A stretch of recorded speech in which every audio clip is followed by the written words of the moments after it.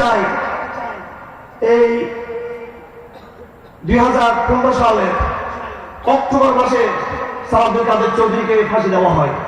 October মাস, সম্ভবত October মাসে বা অথবা নভেম্বর মাসে, সম্ভবত অক্টোবর মাসে সালাউদ্দিন কাদের চৌধুরী, প্লিজ আপনারা এটাকে রাজনৈতিক বক্তব্য হিসেবে নেবেন না, এটা একটা সারা রেসালত, কিন্তু আমি এই কথাগুলো বলা জরুরি।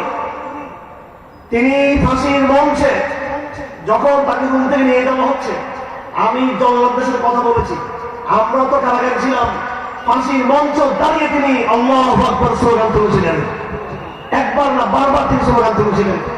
সুতরাং রমজানবাসী কোনোভাবেই আওয়ামী লীগকে কষ্ট দেওয়া আপনাদের জন্য ঠিক হবে না। এটা রমজানবাসীর কলঙ্ক। এই শাখা চৌধুরীর শহীদ, তার কবরে ছাত্রলীগের সভাপতি এসে তার কবরে তার যে সাইনবোর্ড ছিল এটাকে ভেঙে তছনছ করেছে, কবরের অবমাননা করেছে, আপনারা সকলে সেটা জানেন। তারা কিন্তু এখন পলাতক।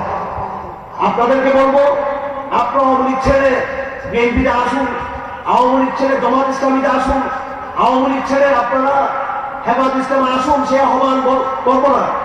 আওয়ামী লীগ যদি আমাদের আহ্বান থাকবে, আওয়ামী লীগ ছেড়ে এই সারের সামনে ফিরে আসুন, রসুলের আদর্শে ফিরে আসুন, কোরআন সুন্নাহর পথে ফিরে আসুন। কথা ঠিক কিনা?